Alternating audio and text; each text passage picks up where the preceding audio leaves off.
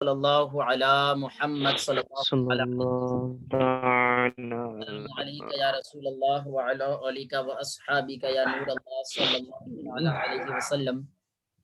جی پیارے اسلامی بھائیو، خلاصۃ النحو میں سبق نمبر 12 کی ہماری تمرین نمبر 3 چل رہی ہے۔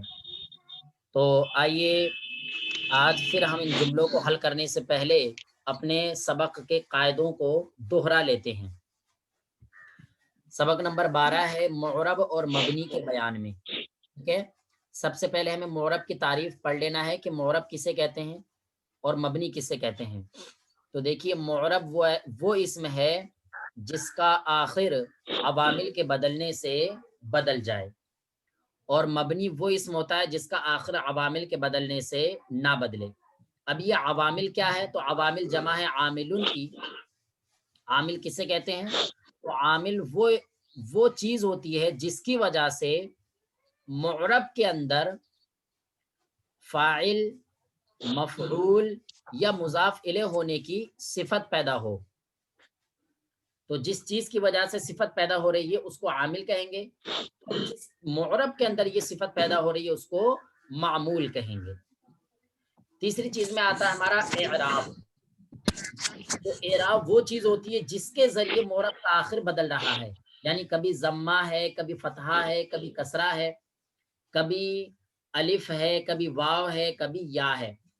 تو اس اعتبار سے اعراب کی 2 قسمیں ہو جاتی ہیں۔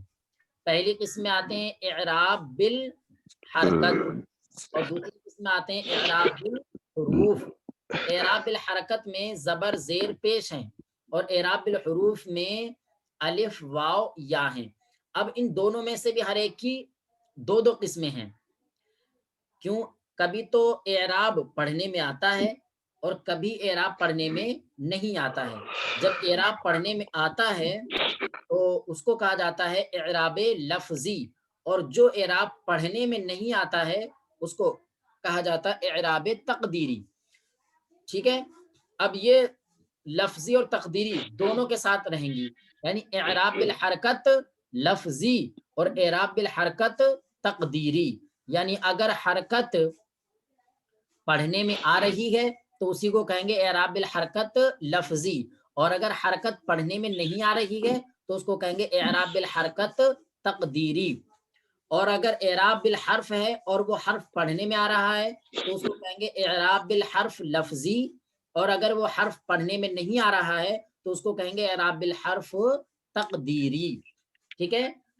یہاں تک ہماری 3 باتیں ہو گئی۔ سب سے پہلی بات معرب اور مبنی کی تعریف، دوسری بات عامل اور معمول کی تعریف، تیسری بات اعراب کی تقسیم، چوتھی بات ہے عامل کے تعلق سے۔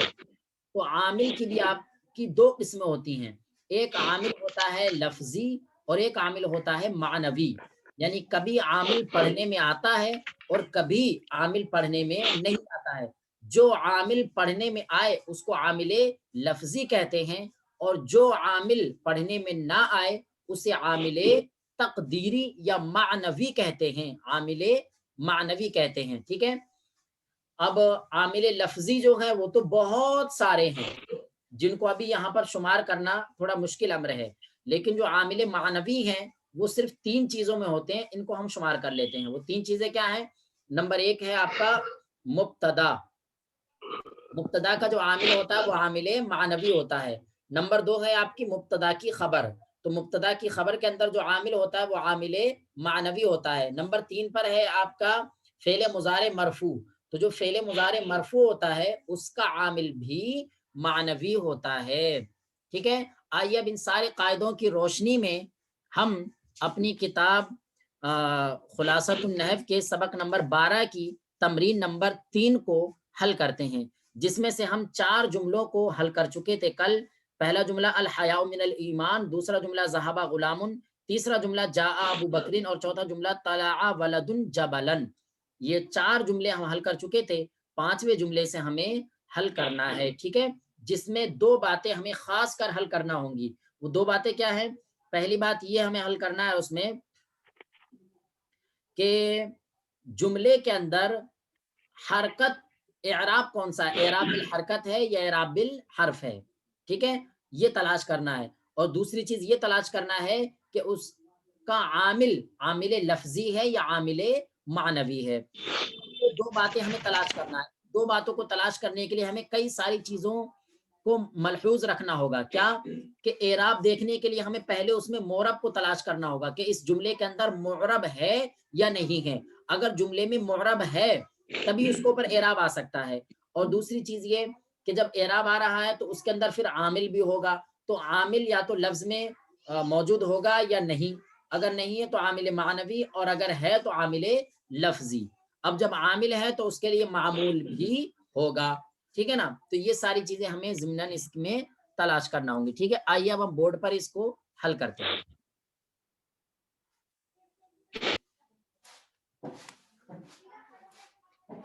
جی صلو علی الحبیب صلی اللہ علی محمد صلی اللہ تعالی علیہ صلی وسلم. اللہ تعالی علی محمد.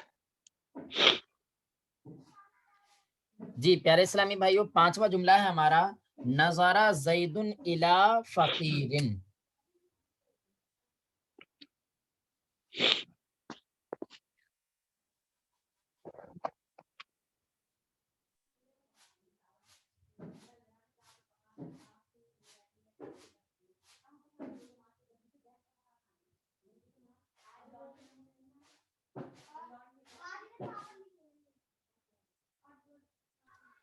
زید نے فقیر کی طرف دیکھا. جی ماشاء اللہ، زید نے فقیر کی طرف دیکھا. تو پیارے اسلامی بھائیو، اس جملے میں سب سے پہلے یہ تلاش کرنا ہے کہ معرب کیا کیا ہے. جی پیارے اسلامی جی زید اور فقیر. ماشاء اللہ، بہت بڑھیا. پیارے اسلامی بھائیو، اس مثال میں ہمارا زید معرب ہے اور فقیر معرب ہے. ٹھیک ہے نا. کسی اسلامی بھائی کا مائک آن ہے، برائے کرم آف فرما لیں. سب اپنے اپنے مائک کو آف فرما لیں برائے کرم. جی تو اس جملے میں ہمیں سب سے پہلے دیکھنا ہے معرب اور مبنی. تو پیارے اسلام سب سے معرب تلاش کر لینا ہے. باقی مبنی تو ابھی ہمیں جو ہے تلاش نہیں کرنا ہے، جب تلاش کرنا ہوگا تو بتائیں گے انشاءاللہ. تو اس مثال میں ہمارا زید معرب ہے اور فقیر معرب ہے. یہ دو لفظ ہمارے معرب ہے. ٹھیک ہے.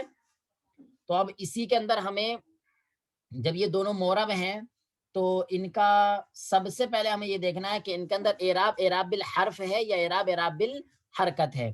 تو زیدن معرب ہے اور اس کو اوپر دو پیش آ رہے ہیں. تو یہ کون سا حرکت.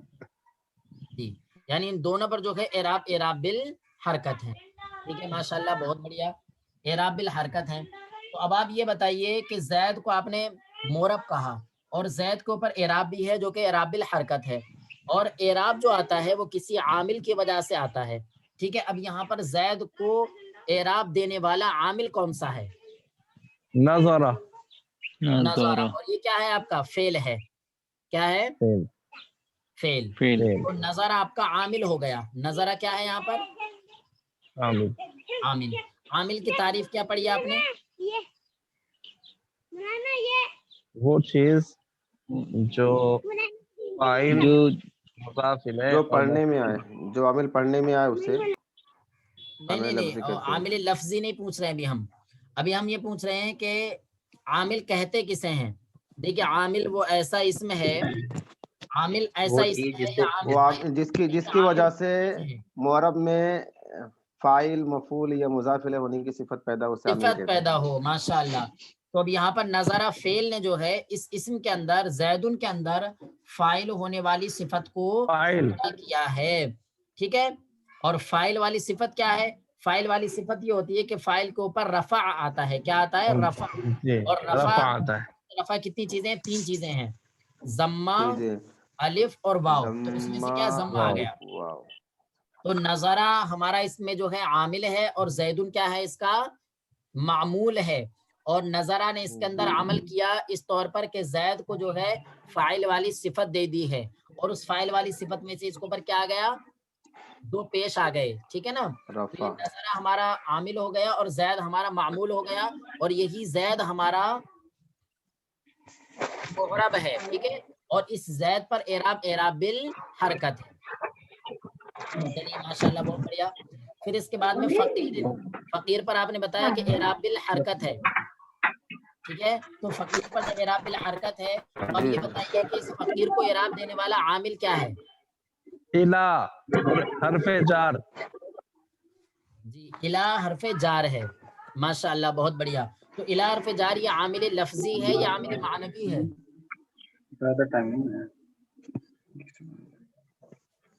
لفظی ہے حضور. جی ماشاء اللہ، اس لیے کہ پڑھا لفظ جا میں رہا ہے. موجود ہے. تو پیارے اسلامی بھائیوں، اس جملے میں آپ کے دو معرب ہیں، ایک زید معرب ہے اور دوسرا فقیر معرب ہے.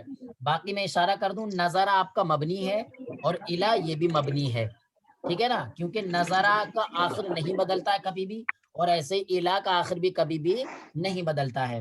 تو بس آپ کو تلاش اتنا کرنا تھا کہ زید المعرب ہے اور فقیر المعرب ہے. معرب ہونے کے بعد میں دیکھنا تھا اعراب بالحرکت ہے، تو زید پر بھی اعراب بالحرکت ہے، فقیر پر بھی اعراب بالحرکت ہے. اور دوسرا دیکھنا تھا کہ ان کا عامل لفظی ہے یا معنوی ہے. تو دیکھا کہ زید کو اعراب دینے والا نظرہ ہے جو کہ لفظ میں موجود ہے، تو یہ عامل لفظی ہے. اور فقیر کو اعراب دینے والا الا حرف جار ہے جو کہ لفظ میں موجود ہے، پڑھنے میں آ رہا ہے، تو یہ عامل لفظی ہے. ٹھیک ہے نا. اب اس کا ترجمہ کیا ہوگا آپ کا؟ نظرہ ینظرو کا معنی آتا دیکھنا، اور زید اس کا فاعل بنے گا جس کا ترجمہ ہوگا زید نے دیکھا. اور الا کا معنی آتا طرف، اور فقیر کا معنی آتا فقیر. اب ترجمہ یہ ہوگا زید نے فقیر کی طرف دیکھا، زید نے فقیر کی طرف دیکھا.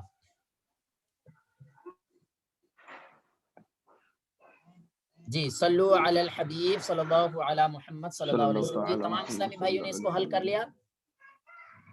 جی حضرت. جی اس جملے کی ترکیب کہلا دیں کیا؟ حضور میں کروں ترکیب؟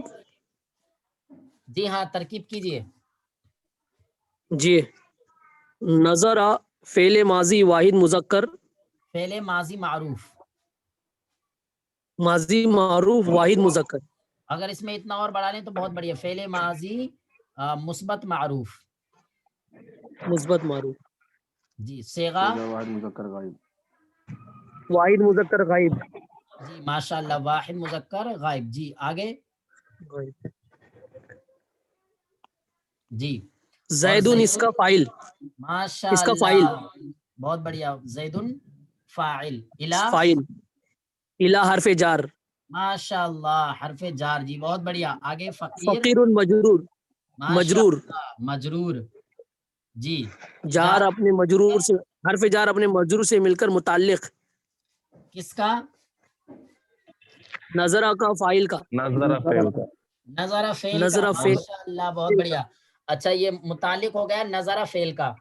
تو اب ہمیں یہ بتائیے کہ اس کو متعلق کی جگہ کچھ اور بھی بولا جا سکتا ہے یہاں پر؟ ظرف جی. لغو. ظرف لغو. ظرف لغو. ظرف لغو بھی بول سکتے ہیں یہاں پر آپ، ٹھیک ہے، ظرف لغو. جی. فعل اپنے فاعل اور اپنے متعلق ظرف لغو سے مل کر جملہ فعلیہ خبریہ ہوا. ماشاء اللہ فعل اپنے فاعل اور ظرف لغو سے مل کر، بہت بڑھیا، جملہ فعلیہ خبریہ. خبریہ ہوا. ماشاء اللہ بہت بڑھیا بہت بڑھیا. جزاکم اللہ خیرہ. تمام اسلامی بھائی ان کو اپنی اپنی کاپیوں پر نوٹ فرما لیجئے. باقی ہم اس کو مٹا کر کے دوسرا جملہ شروع کر رہے ہیں.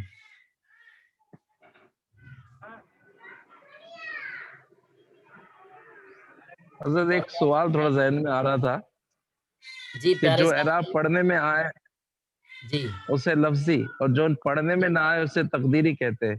ماشاء حضرت اللہ. الا میں یا بھی ہے. جی الا تو یہ حرف جار ہے مگر یا اس میں ہے جو پڑھنے نہیں آ رہا ہے.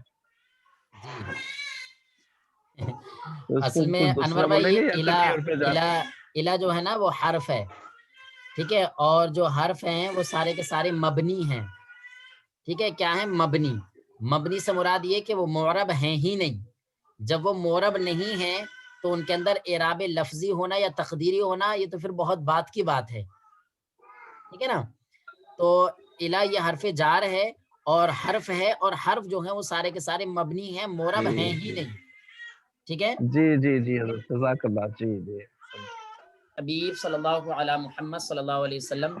پیارے اسلامی بھائیو، اس میٹنگ کے ختم ہونے کا صرف آدھا منٹ باقی رہ گیا، اس میں جلدی سے آپ کو یہ بتا دوں، انور بھائی نے بھی ارشاد فرمایا کہ الہ ایسا لگ رہا ہے کہ اس کے آخر میں جو ہے ہر اعراب تقدیری ہے، ایسا لگ رہا ہے، حالانکہ ہم آپ کو بتائیں کہ الہ ہر